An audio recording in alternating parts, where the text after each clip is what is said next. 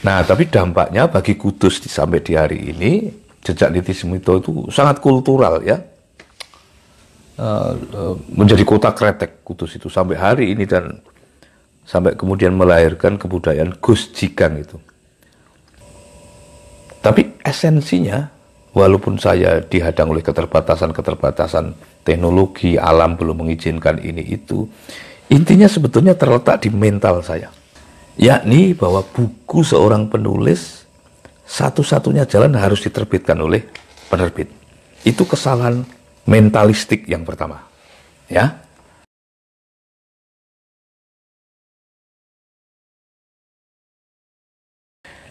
Ini benar-benar pria yang nyaris pemalu, pendiam, dan katakanlah tokoh sebesar ini ya. Saya tanyakan, Chandra yang menanyakan,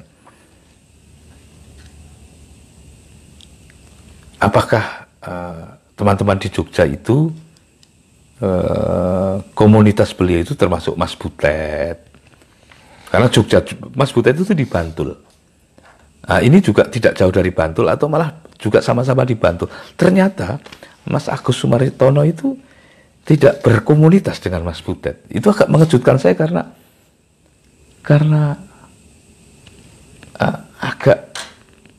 agak sulit saya membayangkan ada penulis sebaik itu, cerdas itu, dan ada Butet yang ikonik itu, dan keduanya tidak bergaul ya. Itu artinya kita ini belum mengenal Mas Bagus secara baik sebelum film Tile ini ya.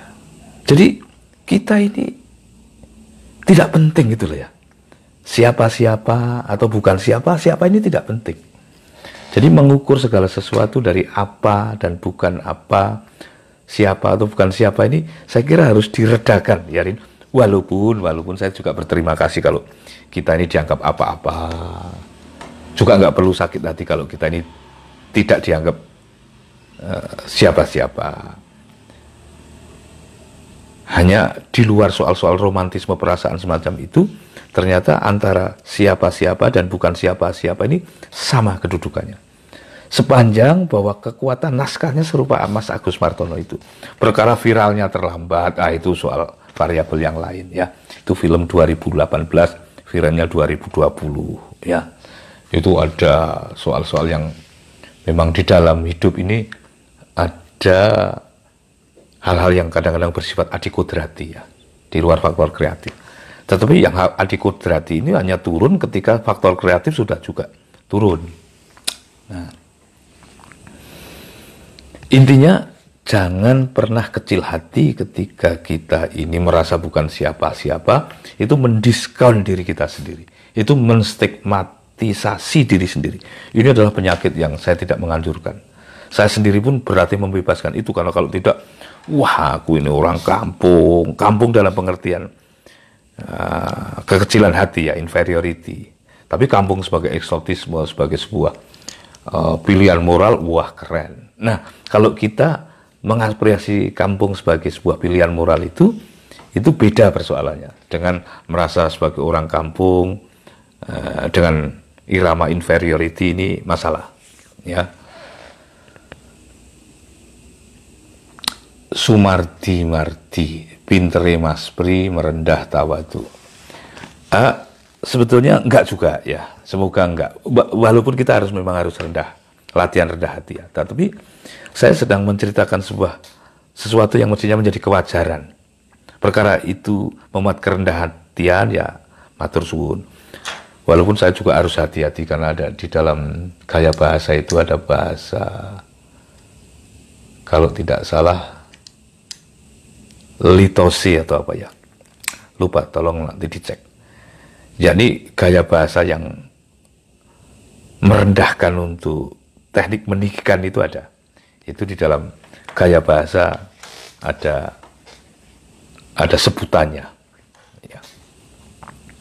Saya juga mulai takut memakai gaya-gaya litosi itu, kalau ia menjadi racun hati itu ya. Kalau rendah hati memang mestinya harus rendah hati. Apapun gaya bahasanya itu mencerminkan itu, walaupun mungkin malah dengan sok tinggi hati, tapi sebetulnya rendah hati itu saya kira harus merdeka saja, karena kerendahan hatian itu penting. Saya belajar keras untuk itu, karena di setiap kita punya nilai-nilai, punya naluri-naluri angkuh, naluri-naluri ingin dianggap pinter, ingin dianggap orang penting itu ada, tetapi ya harus dijinakkan pelan-pelan. Kalau tidak, hidup kita menjadi susah nanti. Ya. Terus Edi Srundoro, terima kasih kamu. Ya. Edi Srundoro itu menemukan mie ayamnya. Kabarkan mie ayamnya itu.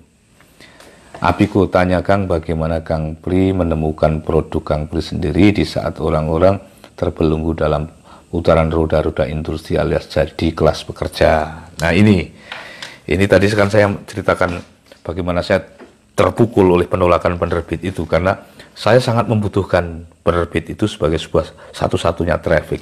Ini sangat menyadarkan saya, butuh ngarep itu enggak enak. Ya. Butuh ngarep, menunggu, wah itu sangat menghina diri gitu loh ya. Apakah ini satu-satunya pilihan ya? Kalau itu satu-satunya pilihan dalam hidup dan tidak ada jalan lain, ya mau apa lagi. Tapi ternyata tidak. Itu bukan satu-satunya pilihan, tapi saya pilih sebagai pilihan. Ini yang agak geblek waktu itu. Nah, karena capek, ya. Kita ini kalau secapek apapun, kalau merindukan sesuatu, sebetulnya alam itu punya daya rawat kepada kerinduan kita. Begitu ditolak itu, sekian lama kemudian, dalam hitungan tahun, tidak serta-merta cepat. Penerbit yang saya harus berterima kasih untuk pertama kali sepanjang itu adalah dunia penerbitan. Adalah Tiga Serangkai Solo. Ya. Ia mengangkat moral saya. Kemudian ketika penolakan pertama yang sakit itu, Tiga Serangkai itu lewat 2 orang anak muda di dalamnya, ya. Yang anak muda itu sekarang juga menerbitkan penerbitannya sendiri. Yang menerbitkan status-status gila itu, Rin, status-status Facebook, itu adalah anak ini. Menerbitkan kumpulan kolom saya yang pertama. Ya, judulnya keren. Merenung Sampai Mati. Nama Tuhan di sebuah kuis. Ya, ini buku ini akan saya terbitkan ulang, karena masa edarnya dari Tiga Serangkai saya kira sudah habis. Nah, jadi mental entrepreneurship saya belum terbangun, ya belum mungkin terbangun dalam waktu yang walaupun sudah relatif panjang, tapi untuk mendidik seseorang yang sama sekali bukan dari nol lagi, dari minus entrepreneurship itu butuh rentang waktu yang alam sendiri yang akan memutuskannya. Yakni digeret pelan-pelan bahwa ada penerbit yang ternyata mau menerima naskah saya. Ini mengangkat moral saya. Bahwa tulisan saya sudah dipuji oleh pembaca koran Suara Merdeka, oleh Ipung itu sudah populer sebagai cerita bersambung di Suara Merdeka itu. Ipung yang jadi Ipung pertama itu. Sekarang Ipung sudah kelima dan sudah baru terbit ini sudah seminggu terbit toh. Itu saya belum bisa serta-merta untuk membayangkan produk sendiri walaupun saya sudah punya produk. Karena mental entrepreneurship itu tidak sesuatu yang begitu kemudian menjentikan jari dia jadi. Ya. Tiga Serangkai butuh menyadarkan itu pelan-pelan. Oh, naskahku ternyata yang nolak hanya dia, tapi yang ini ternyata menerima. Wah, itu nama Tuhan di sebuah kuis itu, kolom-kolom saya waktu itu sudah agak pede itu nulis kolom itu, yang ngawur tapi banyak yang seneng gitu ya. Di buku ini itu kolom-kolom lama saya eksotik itu, kalau saya menceritakan bagaimana saya menulis waktu itu masih ada soknya, masih ada berangasannya, tapi berani itu ya. Mungkin ada beberapa kolom yang saya malu, tapi sejarah kan tidak bisa kita ingkari, kita harus menerima itu dengan legowo. Buku kedua terbit lagi lewat 3 serangkai. Buku ketiga, Lompat ke Agromedia, 3 pil kecerdasan dosis tinggi itu yang sekarang menjadi buku menjual diri itu. Buku keempat masih kelompok Agromedia, hidup bukan urusan perut.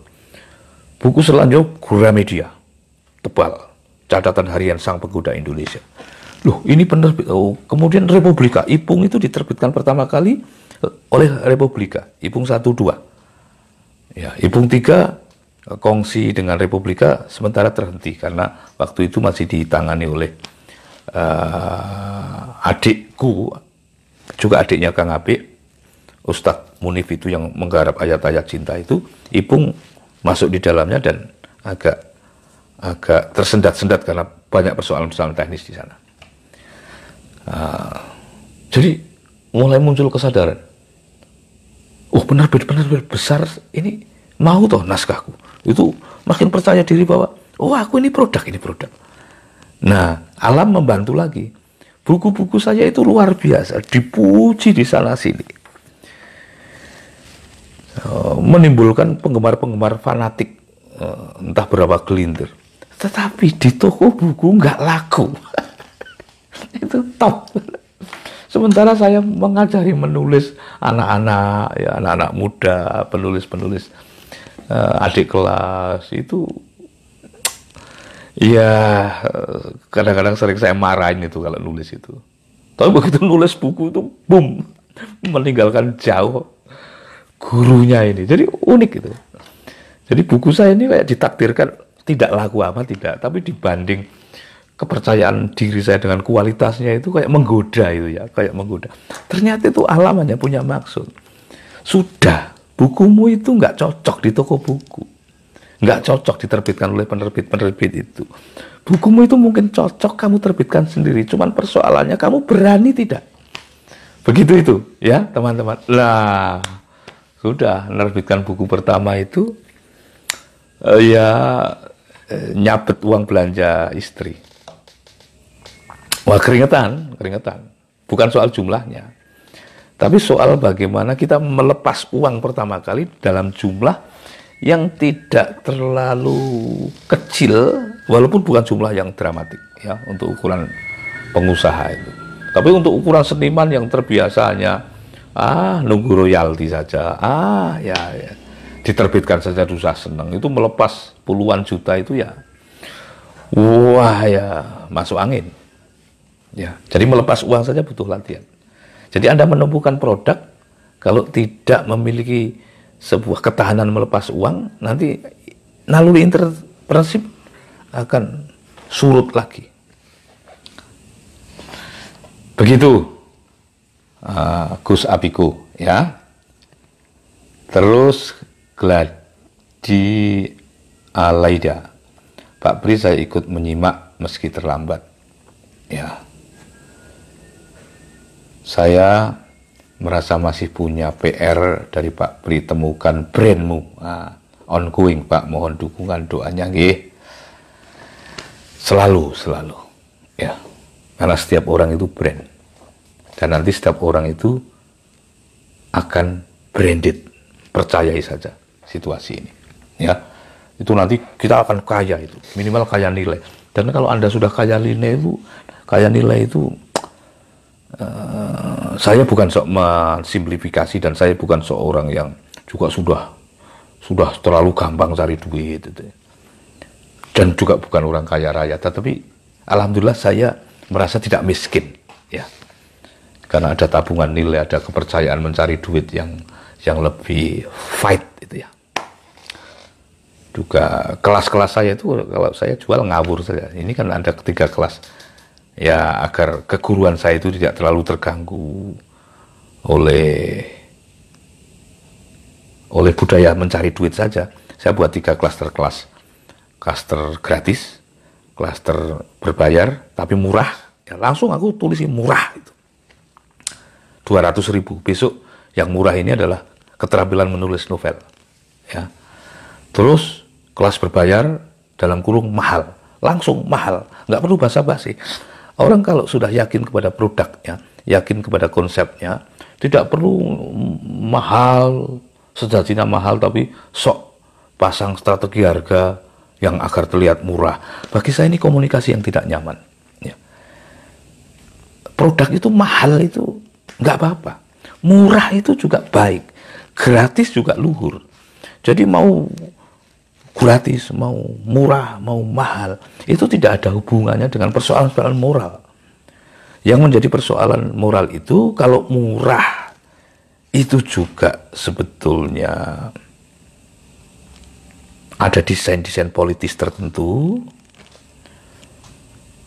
Kalau murah itu juga sebetulnya hanya untuk berpolitik-politik tertentu. Mahal juga untuk kerakusan-kerakusan tertentu. Lebih pada otentisitas niat kita di dalamnya.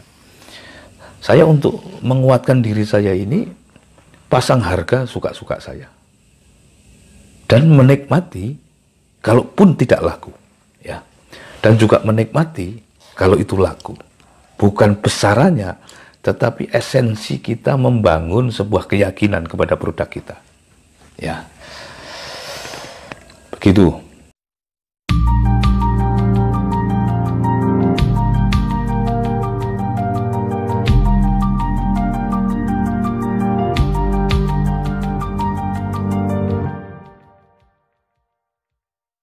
Litotes ini sebetulnya gaya bahasa yang betul-betul ingin rendah hati. Cuman kemudian ada sebuah humble brag, namanya humble brag, humble bragging. Itu ada kerendah hatian yang untuk menyombongkan diri. Gaya Litotes ini kemudian agak mengalami bias penafsiran sampai ke situ. PD itu agak mendua kalau belum matang benar. Karena ia bisa mendatangkan kecerobohan-kecerobohan, keangkuhan-keangkuhan, karena demi kebutuhan PD itu, lalu kehilangan kerendah hatian. Lah disinilah kadang-kadang persoalannya.